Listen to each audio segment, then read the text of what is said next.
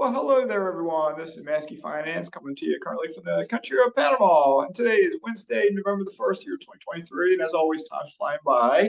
And my little disclaimer first, and I'll introduce a very special guest. Remember, I am Mazske Finance. I'm not a financial advisor, I'm not a CPA, I'm not an attorney. And if we get into health at all, I'm not a doctor or nutritionist either. So, with that being said, I do have a very special guest with me. I'm not sure if you can see him at the moment, but you'll see him momentarily if not. Anyway, Coach, aka Chad Carson, how are you doing today there?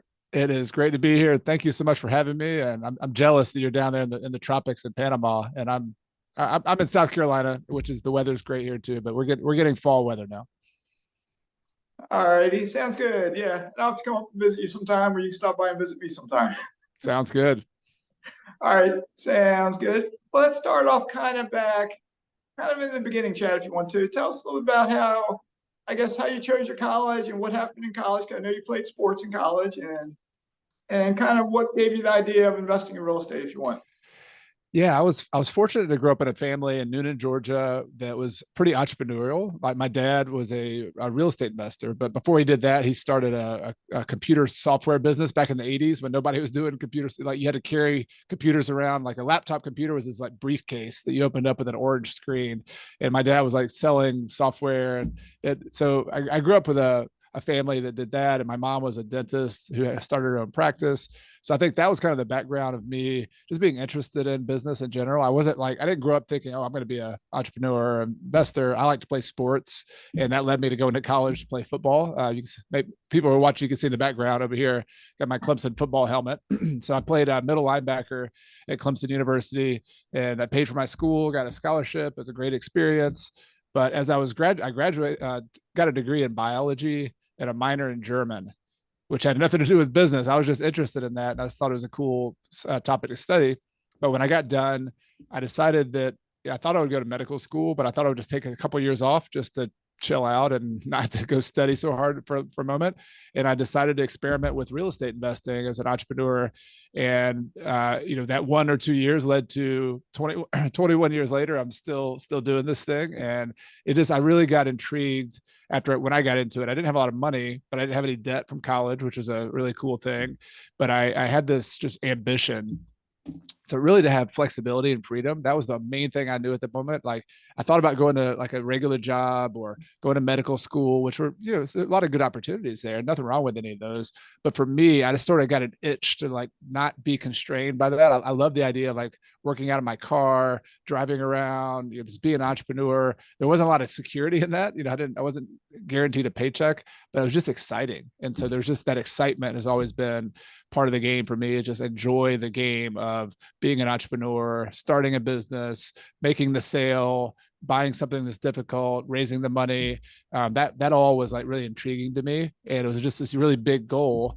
And originally my goal, I remember I have a business partner. The two of us had this goal of eventually having passive income that would pay for all our bills.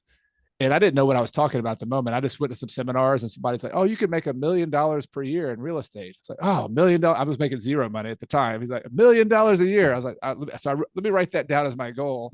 I don't know why I wanted $1 million a year, but that was my like original goal that I've gone back and looked at some of my note cards. Since then, I've kind of realize you don't need $1 million to actually make this thing work. But I had this kind of driving ambition at that point. And so my business partner and I got into it primarily to flip houses to start off because we just had to make a living, making some money, putting food on the table.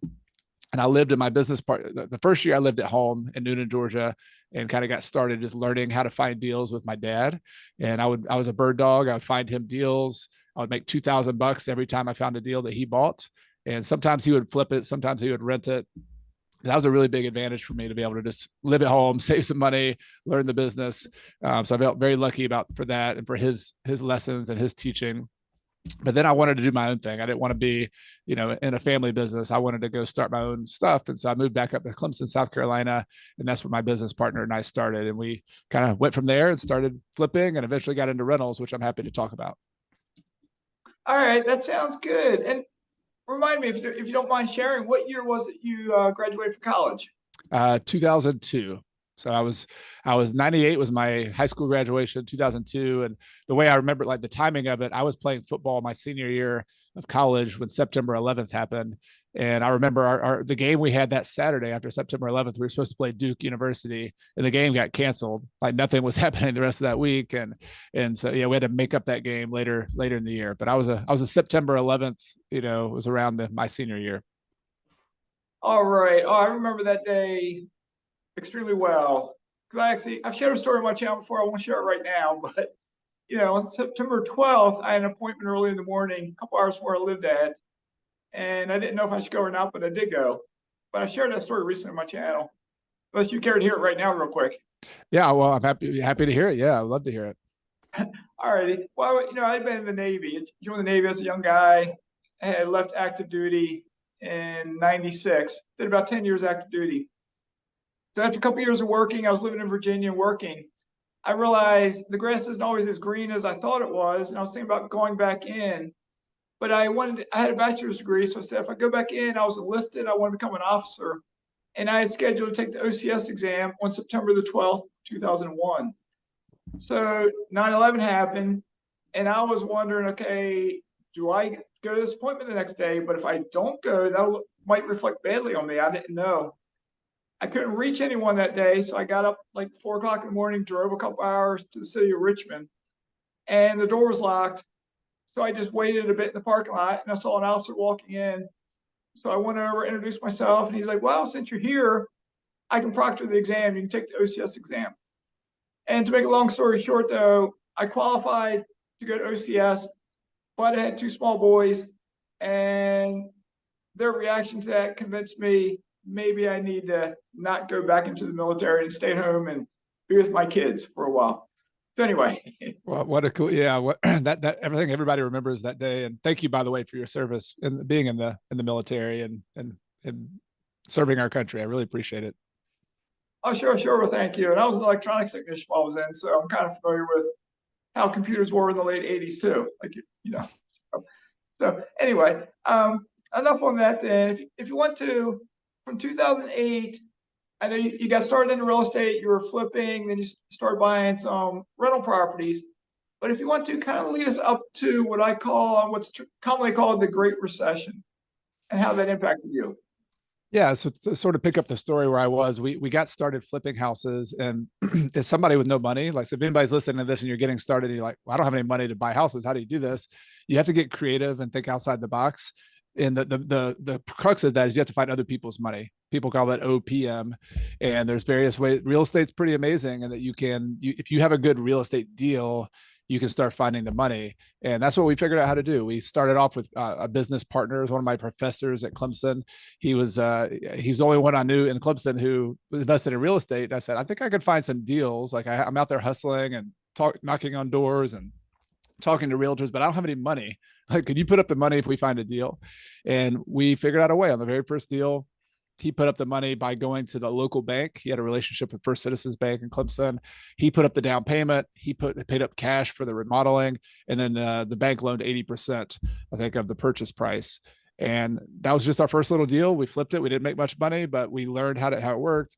And from there, we started kind of evolving a little bit. Instead of him partnering with us, we started doing private loans where I actually taught him something. He was a veteran investor. He'd been in business a long time, but he didn't realize you could invest your retirement account into real estate.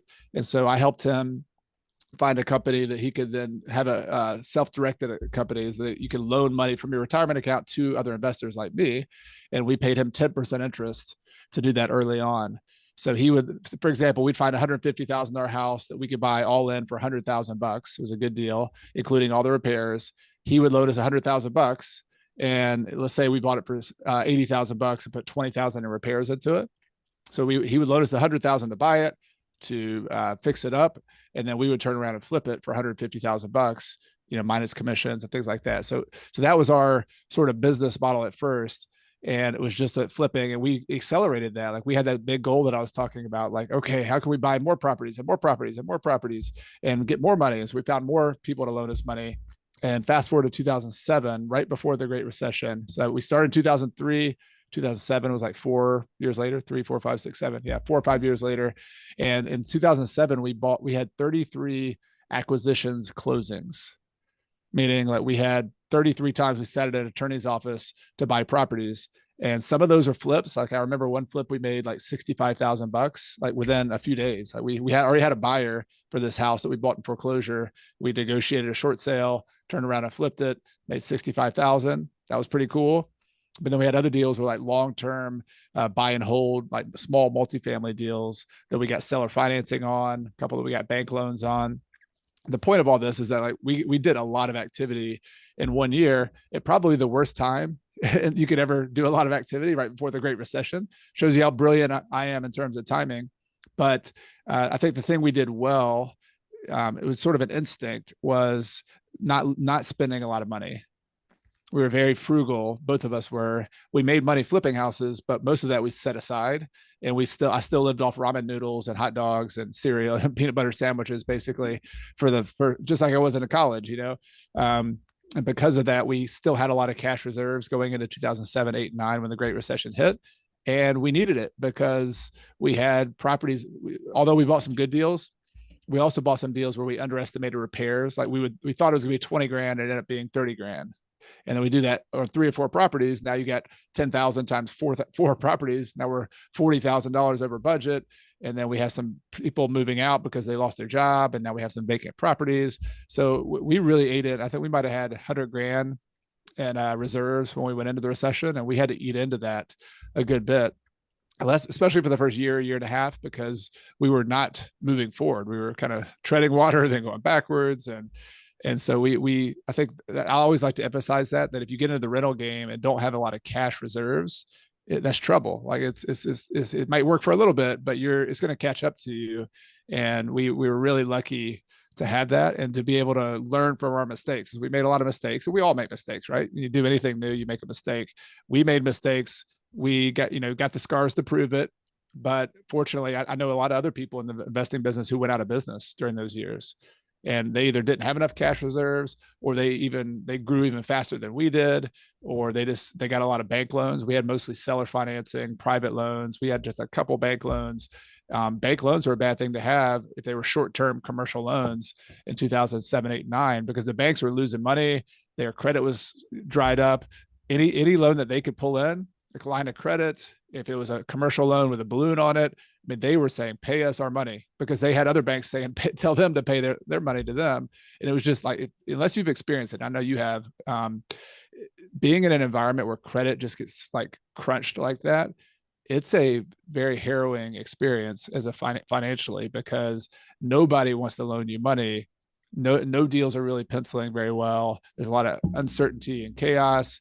And so that's stuck with me. Like I'm a, like people who lived through the Great Depression of the 30s and 40s, they always have that kind of indelible mark. I've got the scars of the Great Recession and like kind of the being able to survive that. And it's informed a lot of my investing philosophy, and the small and mighty philosophy, which we'll talk about. It's informed a lot of that since then. Right. All right. Oh, that sounds pretty good, because I do remember that time period very well. And at that time period, I wasn't a real estate investor. I was a stock investor during then. But, just like the .com crash 2001, I rode that market up here and watched it crash. 2007, 8, 9, 10, same thing happened. Not the extreme of 2001, but something similar. But I know we were talking briefly about it before we started recording. In 2009, you also did something with I think she was your wife at the time. And that's something I think that led to additional things to do as the years went on. But do you want to tell us a little bit about 2009? Yeah. I mean, the whole story for me, like there's the real estate story and there's the personal story, which to me, the personal always comes before the real estate. Like, why do we do this? Why do we invest in real estate? And in 2007, going back to that kind of Great Recession story, my business partner and I, at the end of that busy year, I'll credit my business partner because he was more aware than I was about this. He said, we got to slow down. Like, this is crazy. Like I was in the back of my mind, I was like, well, maybe we can grow our way out of this. Like I remember thinking that, and he was like, no. Like we need to like reduce, simplify, slow down, to his credit. And I'm really glad he did that. And I'm glad I listened to him. But we decided to do this exercise where we wrote down, like, what are the things you would do if you just waved your magic wand and you had an unlimited amount of money, like what would you do with your time? It was on a day-to-day basis. And we did that exercise because we were so busy. We're like, we didn't have time to think about why are we doing this? And so I wrote down things on my list in 2007. I had just got married to my wife, and I wrote down things like I would love to travel the world. I want to go to live in Latin America and different Spanish speaking countries. My wife teaches Spanish and now English. And so we wanted to do that. I wanted to do things that like hiking in the middle of the day. We live in a beautiful area in South Carolina that has a lot of trails and waterfalls and mountains. I wanted to be able to do that just in the middle of the day. I wanted to play pickup basketball in the middle of the day. I love playing pickup basketball.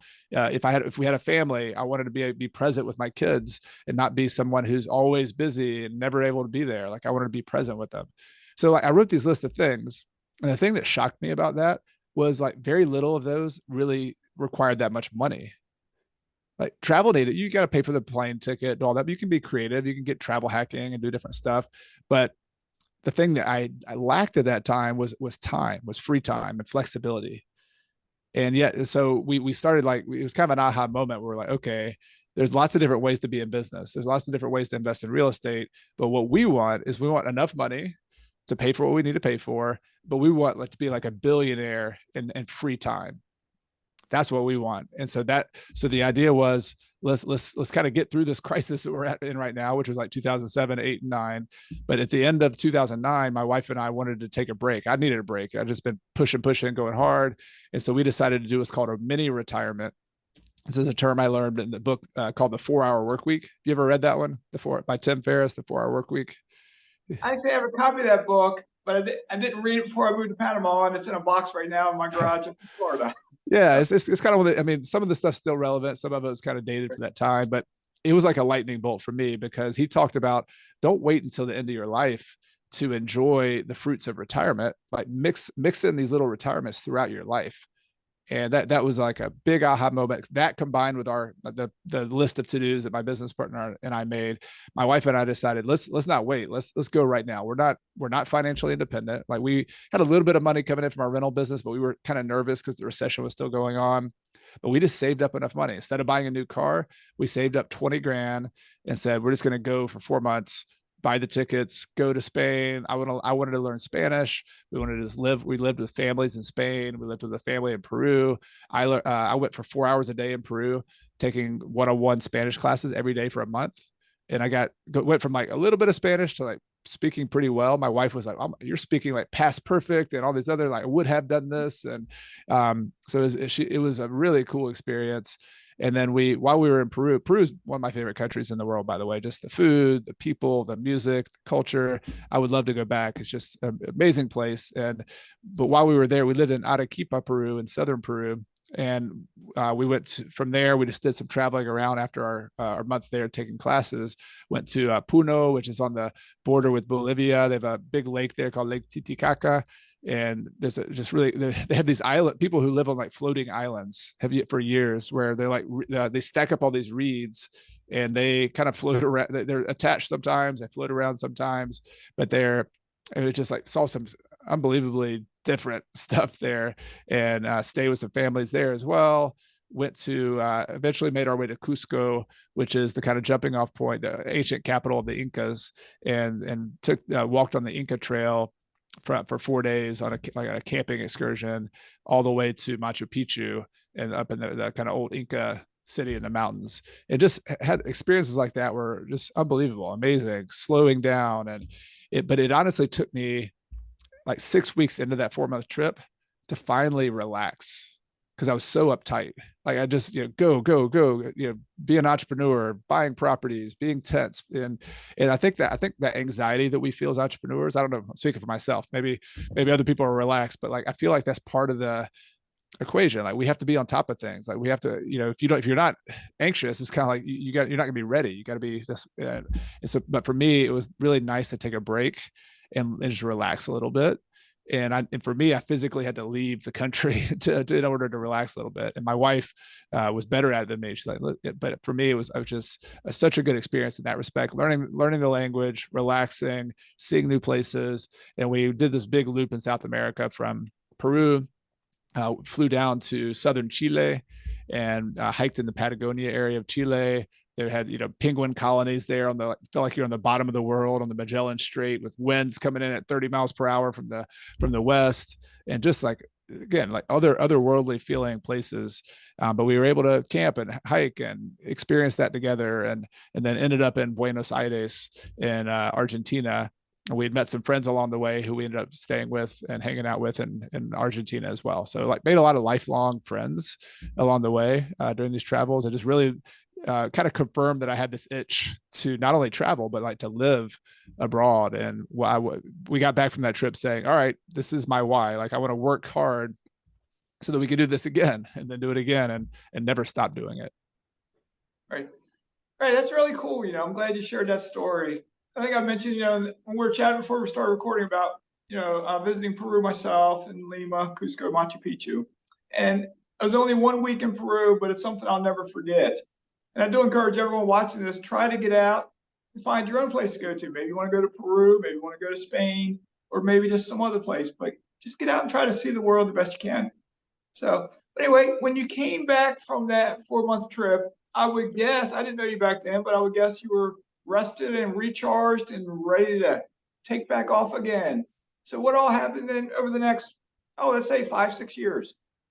Well, yes, I was recharged and I was ready to go. And fortunately, we had built a lot of relationships before that time with our private lenders, with that professor at Clemson. And we kept those relationships. Like we did right by them. There were some deals we lost money on, but we still paid them, always paid our private lenders. And I say all that because when we got back in 2009, this was still some of the best times in our generation to buy real estate. But the thing was, nobody else, a lot of people were panicking. Like still 2009 and 10, people were like, oh, no, you can't buy properties. Is it going to go down more? Is this economy going to work? But it was like the trough of the whole deal was 2009. But you never see those in the real moments. And that's something I want to emphasize to people now, because here we are in 2023. The economy is always changing. People are always trying to predict what's next. Warren Buffett says it best. Like people who try to predict the economy make fortune tellers look good. Like it's really difficult to know precisely what's going to happen. Even if you get it right, do you know precisely when it's going to happen, how it's going to happen? And so at that moment, I'm not going to say we were like brilliant or predicted things, but I was just looking at the market saying, wow, there's deals I could buy for like $30,000 that rent for $800 or $900. Like those numbers work. Like that's pretty cool.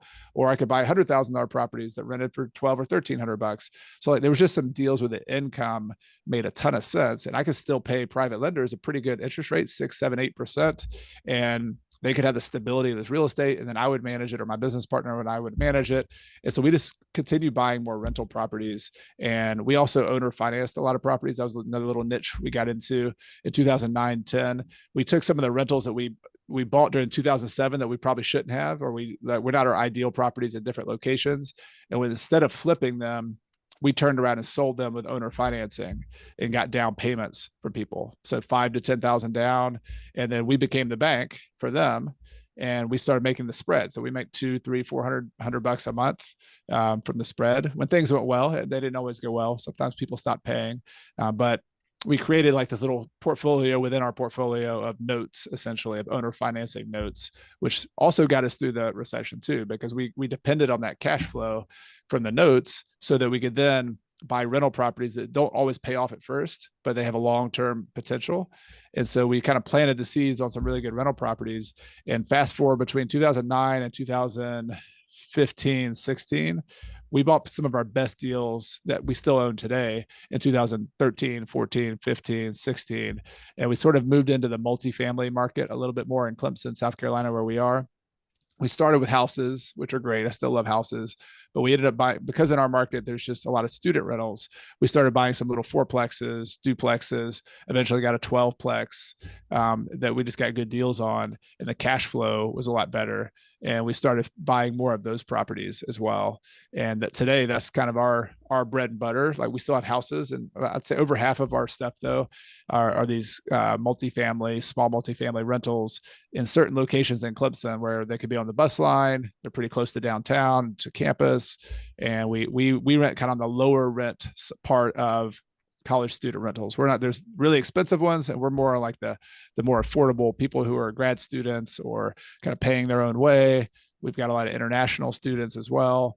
So we kind of developed a niche there that by the time the economy started getting better and better and better, we had loaded up on those properties and done pretty well.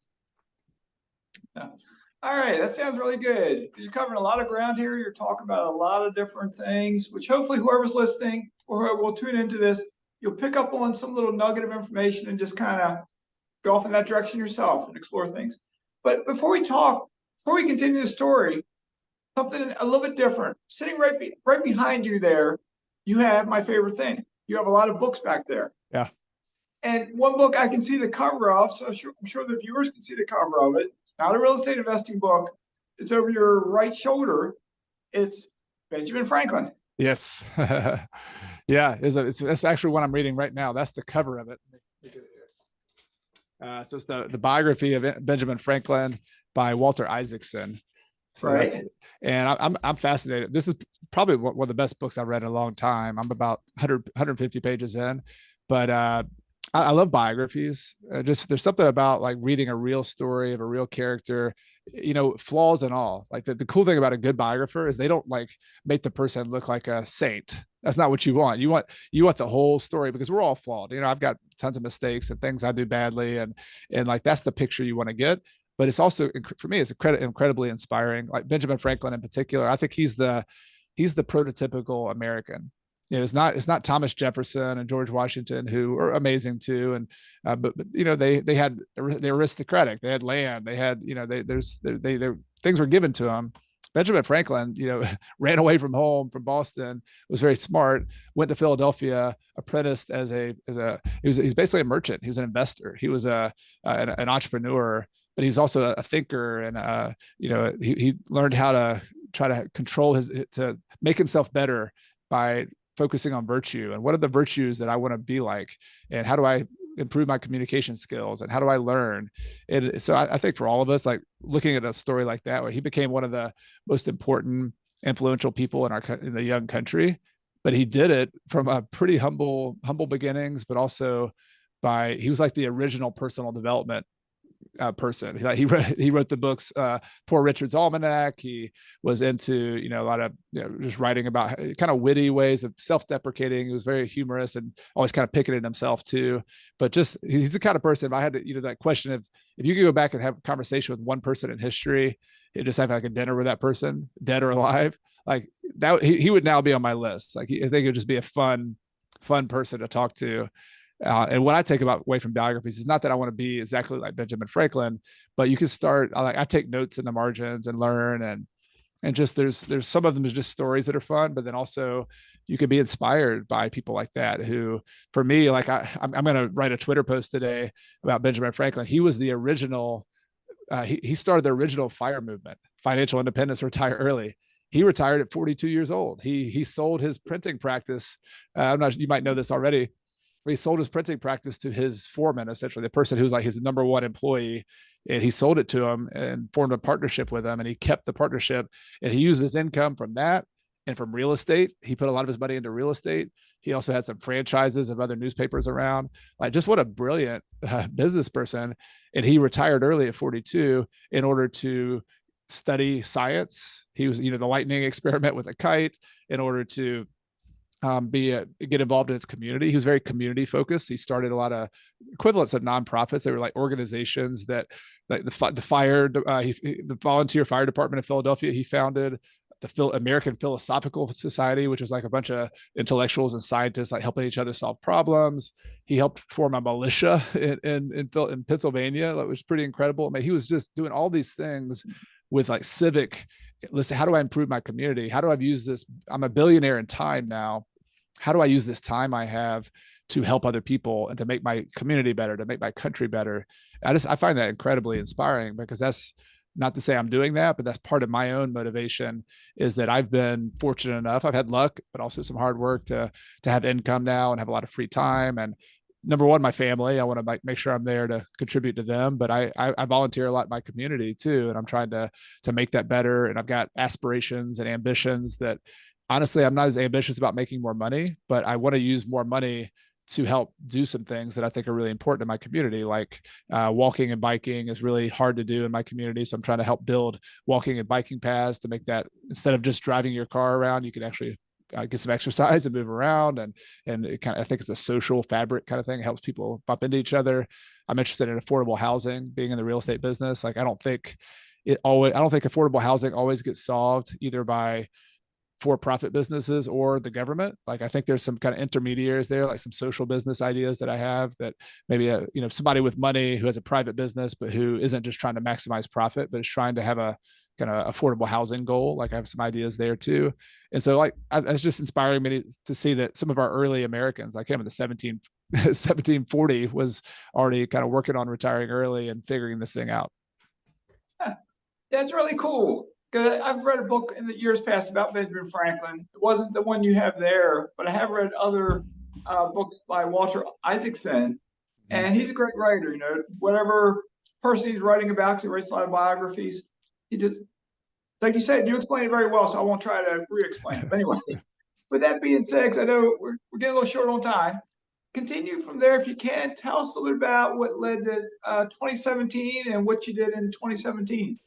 Yeah. So as I said earlier, I got kind of hooked on this idea of living abroad, and my wife loves it as well. So we had kids in 2011 and 13, and by the time they were 3 and 5 in 2017, we decided that it's time. Let's do this. Let's go live somewhere. And it kind of coincided with our real estate business to the point where we had enough income coming in to at least have a base level of financial independence. We were confident that we could have like $3,000 to $5,000 a month for sure coming in. Probably more than that looking back, but I knew for sure we could do that. So we moved to Ecuador. We didn't know, we wanted to go back to South America somewhere. We love lots of different places in South America. And we just kind of threw a dart at the map. Honestly, we thought Argentina originally, but it was a little bit too far, a little bit more expensive to get to. And somebody recommended Ecuador just off a whim. And we just started researching it, and like, oh, this is a pretty amazing place. It's a relatively small country, but it's got jungles and rainforests on one side. It's got this high plains in the middle, like, so it's on the equator, but really high altitude, like at 8,000 feet. There's cities like Quito and Cuenca, Ecuador, where we ended up going, which are basically like October weather in the southern United States, like 50s to 70 degrees year round, because it's on the equator, but it's at a higher altitude. So like pretty good weather too. And again, neat place and neat people. So we moved there, rented a house, or rented an apartment in Cuenca, Ecuador. Our kids went to local schools there. So local Spanish schools, Spanish speaking schools, and they became fluent in Spanish. We made friends there, both expat friends and also local Ecuadorian friends, and just one of the best experiences of our lives. And I think it's influenced our kids, hopefully for the better. But I think, just expanding their minds a little bit, that there's different ways to do things. There's different ways of thinking, of talking. And we got to visit places like the Galapagos Islands while we were there. My younger daughter spent her 5th birthday in the Galapagos, and she still remembers that fondly. So yeah, there's just, again, kind of like 2009, but with our kids this time, was even better to be able to do that, and just planted the seed again that this is a good decision for us and what our family likes to do. Right, right. That sounds pretty good. It sounds like it would have been a great time, great experience for your two kids there. But while you were there, didn't you undertake a new, I'll call it an adventure? Didn't you do something different while you were there? Yeah, I'm pretty ambitious, even when I'm chilling out in Ecuador. So I had to do something, and my something was writing a book. So I wrote a book, which reminded me to show people. Retire Early with Real Estate was my very first book. I've written one other one since then, but it was really, I'm very into the financial independence, retire early community, and had a lot of friends there. And I've been blogging about it on a blog. Was on the Bigger Pockets podcast talking about it. And so I signed a publishing deal with Bigger Pockets, the real estate investing website and media company now, to write a book about how you can use real estate specifically. What's the strategy to start from zero and eventually accumulate enough properties that you can retire? And retire is kind of a loaded word. Like I try to redefine it in that book, saying retire to me means just having the options to do whatever you want to do with your time, whether that makes money or whether that doesn't. And so retire, a lot of us think about retirement as this 65 years old, you get a pension from the government, which never, which is not enough to pay for your bills these days often. So it's an idea of how do you like have a few properties or more properties to create your own pension and use that to explore and do what you want to do and live a life that matters to you. That's what it was more of a strategy book, less about the tactics of how do you buy the property, finance it, do all that. Although I'm very, very interested in that. It was more of like almost like a map, a guide, something you take as a guidebook to help you figure it out. So, all right, that sounds good. Like I've said on my channel before, and I think I told you in the beginning, I've read a lot of real estate books in the past couple of years. And that book you just showed everyone, Retire Early with Real Estate, I got to rank up there as one of my most favorite real estate books I've read. Wow. Thank you so much. That really means a lot. It's when you put your heart and soul into a book, you hope at least a couple people, it makes a difference. So that's awesome. It does. It does. So anyway, when you finished your, I think if I remember right, you did about you lived in Ecuador for about 17 months. Right. So when you left Ecuador, you came back to the US, I believe to Clemson, and kind of bring that up to present day, up to your last excursion that you took.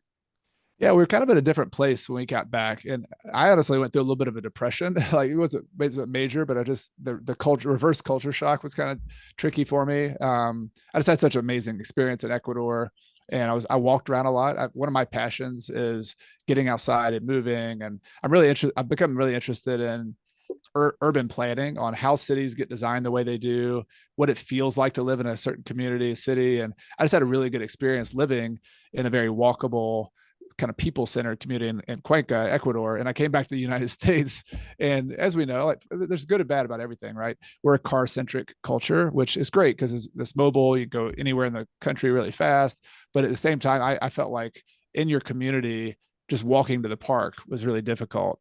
Pushing my kid in a stroller without getting run over by a car. Like most of the pathways and roads, there's no sidewalks in my community. So that sounds kind of trivial, but for me, it was frustrating, but also motivating. And so before I left for Ecuador, we had started a nonprofit with some friends about trying to improve that in our community. And I just jumped even more into that when I got back and was really motivated to work on that and to raise money. And so I spent a lot of time doing that, probably 20, 30 hours a week, some weeks, so some 10 hours, some weeks, but it was like a part-time job for me, unpaid, which is fine. Like this is the point of financial independence for me, was doing things that matter. And so that was something I spent a lot of time on.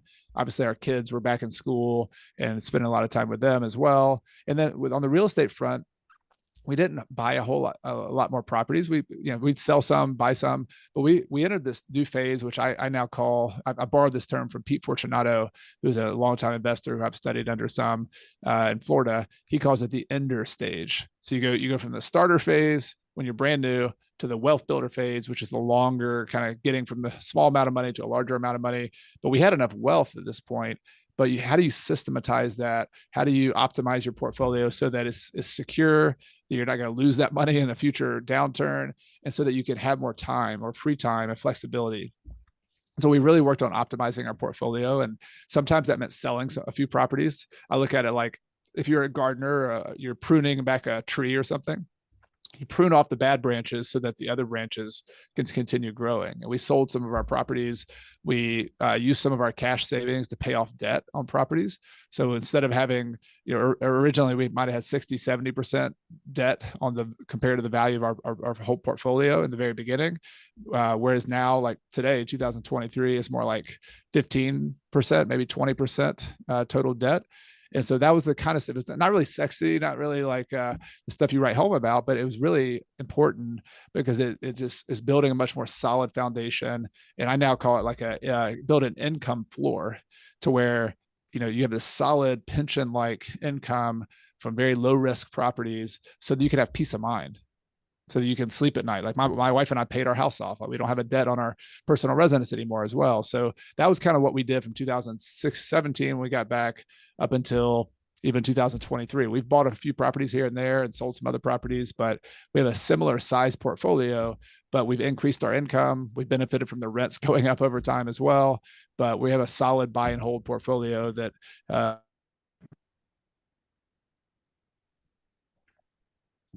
think I just lost your audio there. okay. Okay, there you're back. Sorry about that.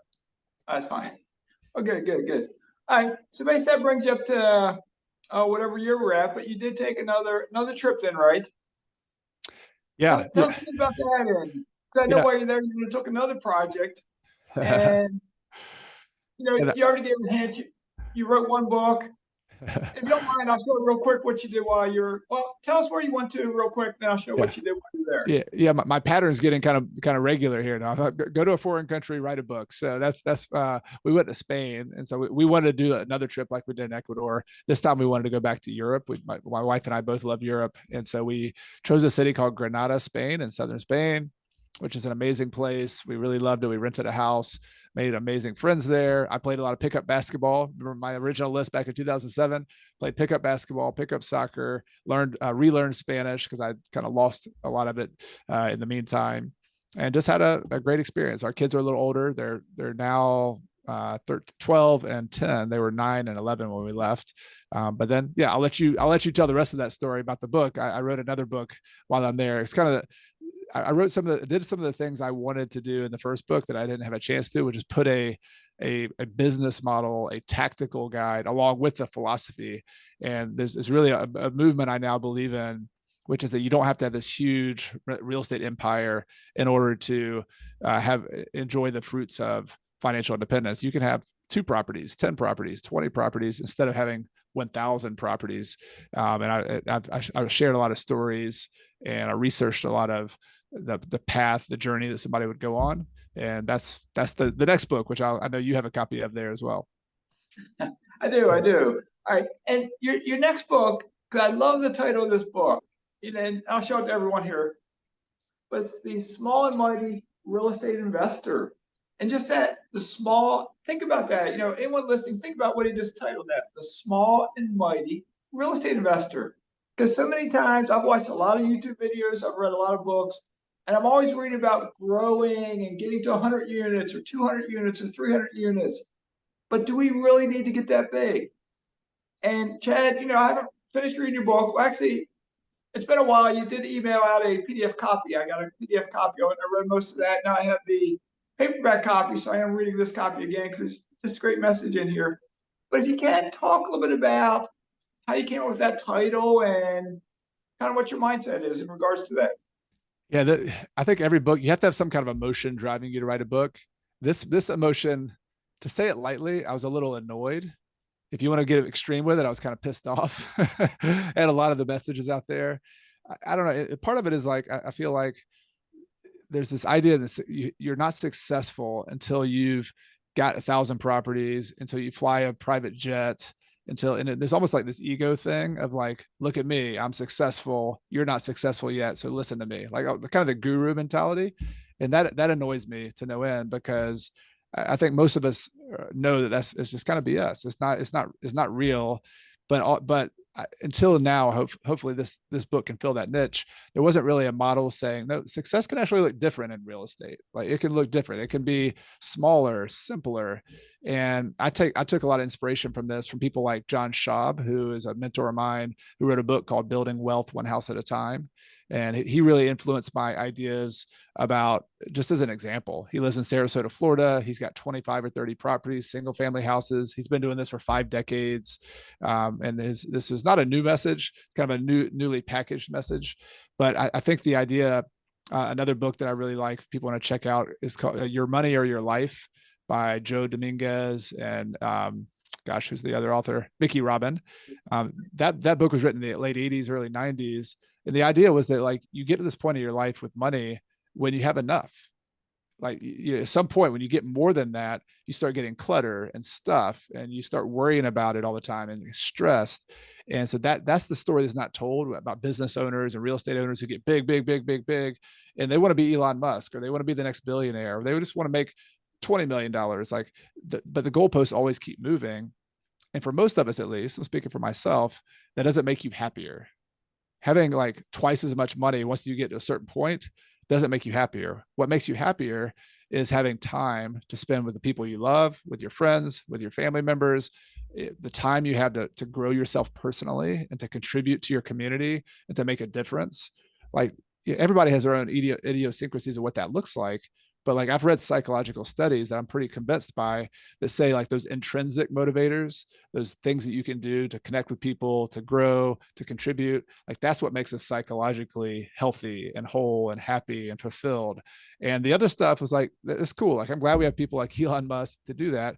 But I don't know. Outside of, are these people happy? Like, are these people living a life that I don't want to judge them, because but I know I would not be as happy being there. And so I wanted to write a book for those of us who say, you know what, I'm not doing this to own a real estate empire. I'm doing this to live this life that list I made in 2007, to do that kind of stuff that matters to me.